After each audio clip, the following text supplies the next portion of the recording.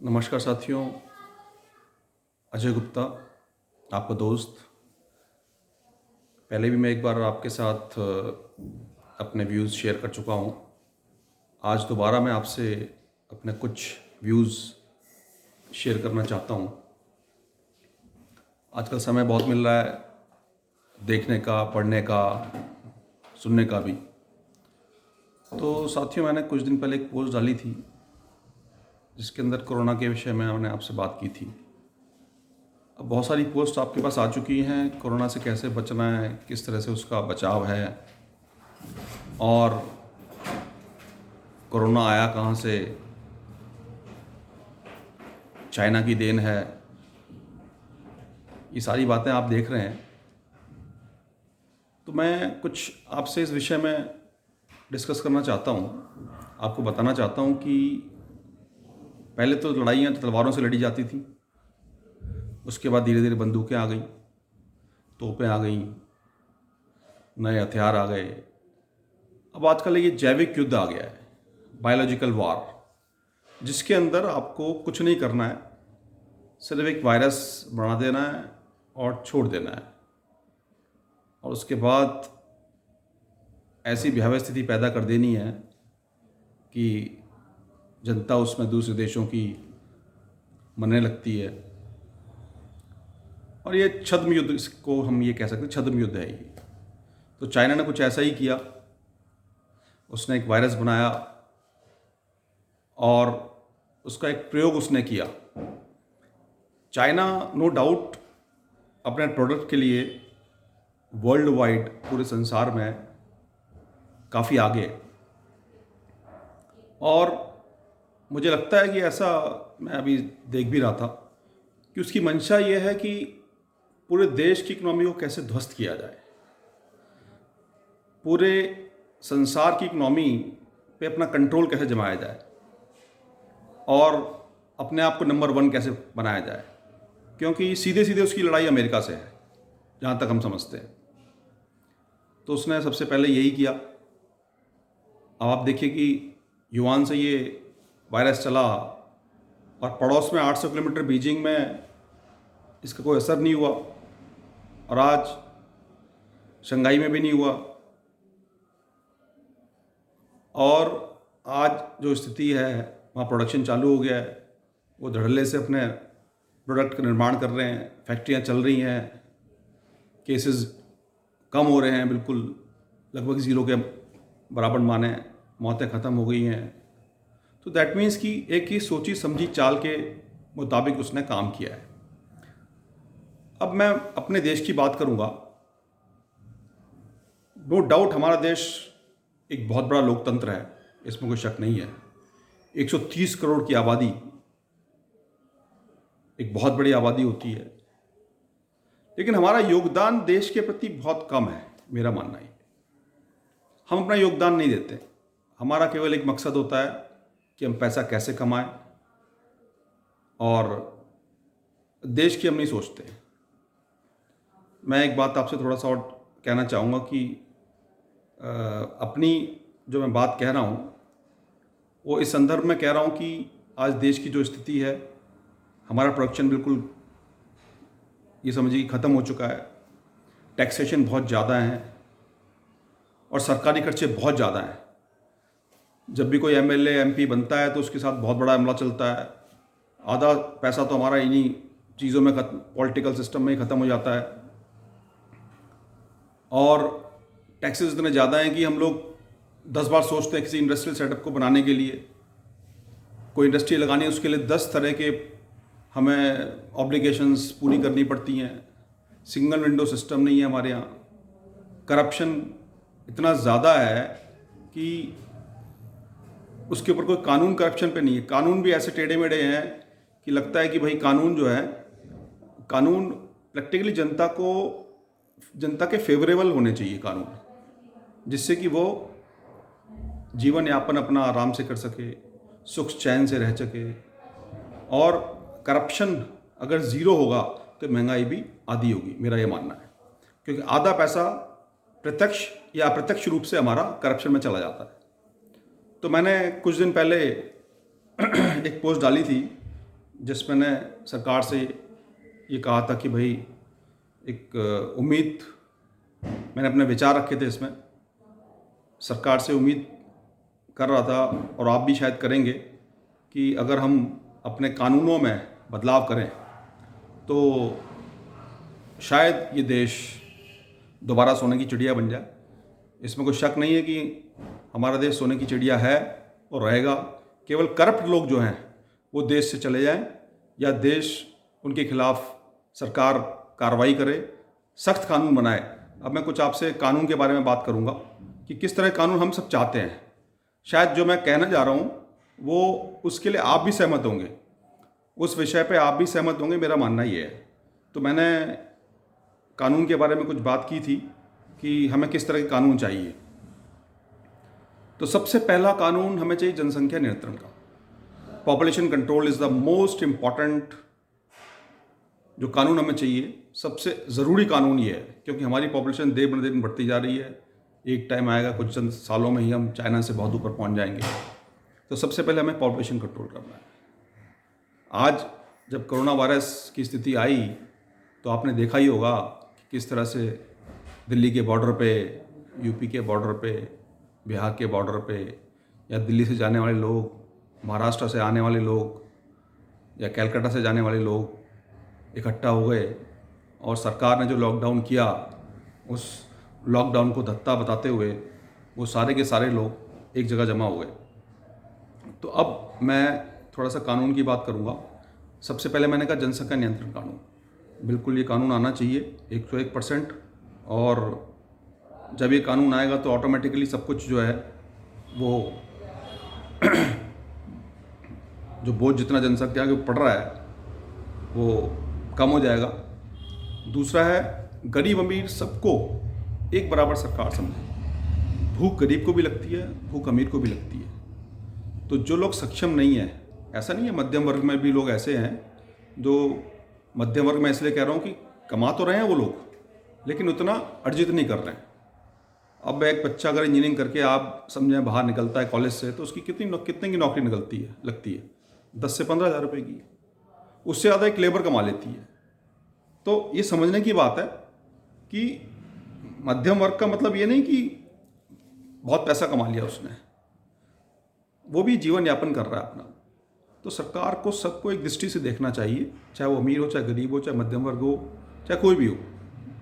और जब इस तरह की आपदा का समय आता है तो खाने पीने की व्यवस्था सबके लिए बराबर होनी चाहिए, गरीब के लिए भी, अमीर के लिए भी।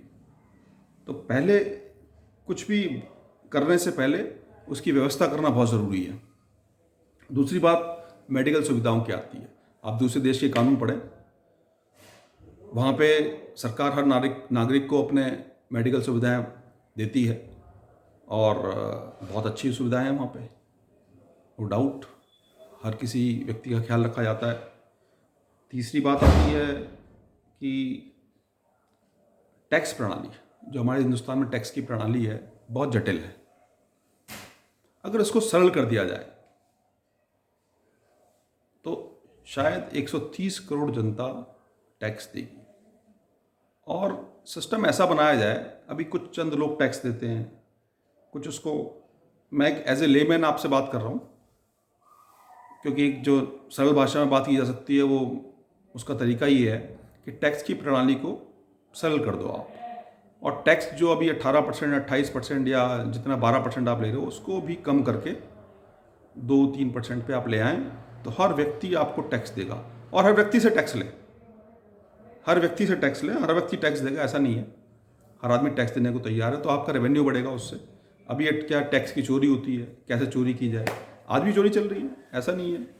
हर आदमी कैसे टैक्स बचाऊं इस चक्कर में लगा हुआ है। तो ये सारी चीज़ें थोड़ा सा सरकार को इस पर ध्यान देना चाहिए। दूसरा आता है जो राज्यों से पलायन होता है, जो राज्यों से लोग दिल्ली की तरफ, महाराष्ट्र, मुंबई की तरफ, कलकत्ता की तरफ, इस तरफ पलायन करते हैं।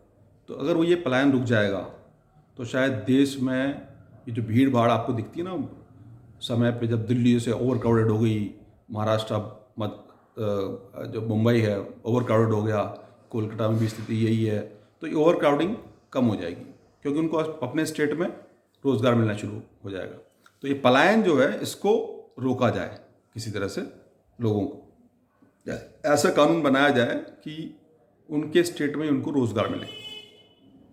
दूसरा, मैं एक बात और कहूँगा कि हमारे यहाँ कानूनी प्रक्रिया बड़ी जटिल है, सालों लग जाते हैं उसको। कानून इतने पेच हैं कानून के अंदर कि सालों लग जाते हैं किसी फैसले का इंतजार करते करते। आदमी मर जाता है, खप जाता है, उसके बच्चे आते हैं, एक पीढ़ी चले जाती, दूसरी पीढ़ी। तो इस कानून को बदलने की ज़रूरत है। कानून में इतनी जो खामियां हैं उसको बदला जाए। और दूसरा, कानून इस तरह के हों जो पब्लिक फ्रेंडली हो, यानी कि जो भ्रष्टाचार करे, गलत काम करे, उसके तो सख्त खिलाफ हो, लेकिन जनता के फ्रेंडली हो, जनता के फेवर के लिए हो। तो उसको कैसे 1, 2, 3 साल में, जो जिस तरह क्राइम कोई करता है या कुछ इस तरह का हत्या करता है, तो उसके लिए तो तुरंत 1 साल में डिसीजन होना चाहिए। जो हीनियस क्राइम्स हैं उसके लिए डिसीजन तुरंत होने चाहिए, जिससे कि जो भुगभोगी है उसको कम से कम एक रिलीफ तो मिले कि भाई हाँ, कानून ने मेरा साथ दिया। तो इस तरह के कानून बनने चाहिए कि जिसकी जो कानून में 1, 2 और 3 साल में उसको न्याय मिल जाए आदमी को, लंबे समय तक ना चले कानूनी प्रक्रिया। दूसरा, छोटे छोटे जुर्म जो करते हैं लोग, अब जुर्म क्यों करता है आदमी? क्योंकि उसके पास रोज़गार नहीं है, या थोड़ा सा सोच भी होती है आदमी की कि मैं जल्दी पैसा कमा लूँ और तुरंत पैसे वाला बन जाऊँ, तो क्राइम में चला जाता है वो। तो उसके लिए कम से कम 20 साल सज़ा हो, जिससे कि आदमी डरे, कोई भी क्राइम करने से पहले वो डरे। अगर क्राइम करने से पहले डरेगा तभी ये देश सुधरेगा, नहीं तो क्राइम तो बढ़ता जाएगा। तो सबसे पहले क्राइम को रोकना है। अगर भारी जुर्माना हो जाए उसके ऊपर एक तो, और कम से कम 20 साल जेल में चढ़े वो। अगर उसने 20 साल की उम्र में जुर्म किया तो 20 साल और 40 साल अपनी जेल में, जिससे ज़िंदगी कट जाएगी उसकी पूरी, ख़त्म, किसी काम का नहीं रहेगा। तो जुर्म करने से पहले वो 10 बार सोचेगा कि मैं जुर्म करूँ या नहीं करूँ। तो साथियों, इसके बाद एक और कानून की बात करता हूँ। जो भ्रष्टाचारी हैं, ये देश को सबसे बड़ा, हम सुनते आ रहे हैं शुरू से कि भ्रष्टाचार, लेकिन कानून कोई नहीं है इस टाइम, सख्त कानून कोई भी नहीं है। 1, 2, 3 साल, 7 साल में आदमी निकल आता है बाहर।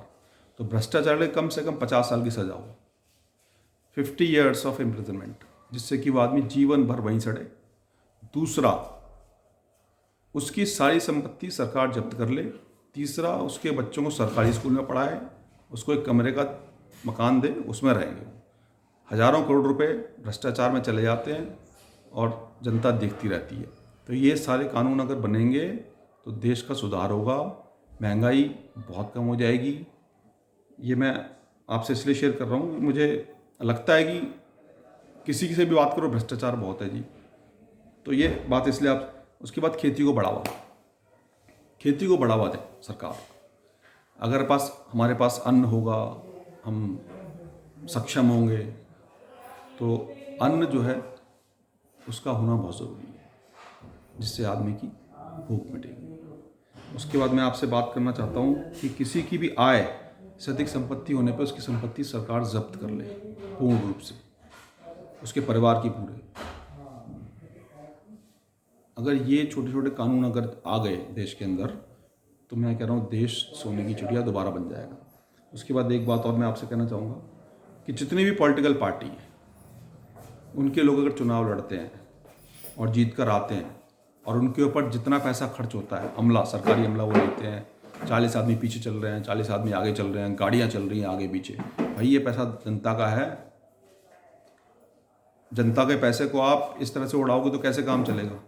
तो जो आदमी इस तरह की सुविधा लेना चाहता है, सुविधा कह रहा हूँ मैं, आप समझिए इस बात को, सुविधा लेना चाहता है तो उससे वो पैसा उसी से वसूला जाए, सबसे बेहतर तरीका है।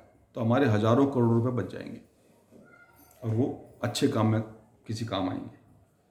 तो इन सब जो मैं छोटी छोटी बातें आपसे कही हैं, शेयर की हैं, अगर हम चाहते हैं अपने देश को दोबारा सोने की चिड़िया बनाना, तो इन सब कानूनों को हम ले आएंगे। छोटे छोटे कानून हैं ये, या तो देश, सबसे पहला भ्रष्टाचार के खिलाफ कानून, जो भ्रष्टाचारी है उनको 50 साल की सज़ा, फिर आप देखें ये देश कैसे बदलता है।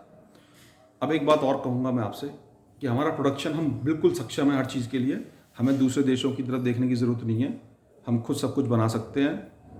अगर हम अपने प्रोडक्शन को, अपने सिस्टम को सिंगल विंडो कर दें कि एक जगह से आपको परमिशन मिलेगी, सारे कंप्लाइंस एक जगह से होंगे, तो मेरा मानना ये है कि इंडस्ट्रियल सेटअप बढ़ेगा हमारे देश का। दूसरा, अभी जैसे इकोनॉमिक स्लो डाउन आएगा, ये बात पक्की है, तो हम ज़्यादा सैलरी बड़ी बड़ी ना दे के सैलरी कम दें लोगों को और ज़्यादा लोगों को एम्प्लॉयमेंट दें। वो बड़ी इंपॉर्टेंट बात है कि ज़्यादा से ज़्यादा लोग एम्प्लॉयड हों और थोड़ी सैलरी कम कर दें लोगों की। क्या क्या बुराई है भाई? खर्चा तो आप अपने घर का थोड़े पैसे में चला सकते हैं, तो थोड़ा खर्चा कम करें, यानी सैलरी पे थोड़ा सा उस पर अंकुश लगाएं और ज़्यादा लोगों को एम्प्लॉयमेंट दें। क्यों? बेरोज़गारी बढ़ रही है, वो कमी ऐसी होगी। सारा प्रोडक्शन हिंदुस्तान में होगा तो क्या बुराई है? प्रॉफिट्स कम करें, अपने जो प्रोडक्ट पे प्रॉफिट लेते हैं वो कम करें, ठीक है ना। हमें चाइना से कम्पीट करना है, अब वो कम्पीट कैसे करेंगे हम? एक तो टैक्सेशन कम कर दें, दूसरा प्रोडक्शन बढ़ाएं, अपना सिस्टम सेटअप ऐसा करें कि उस पर लगाम लगे भ्रष्टाचारियों पे, करप्शन, इजी टू मूवमेंट हो, अपने प्रोडक्ट को आप किसी भी स्टेट में बेच सकें आसानी से। तो अगर ये सब चीज़ें हम अगर इन पे ध्यान देंगे तो शायद हमारा देश दोबारा सोने की चिड़िया बन जाएगा। तो आज इतना ही, जय हिंद।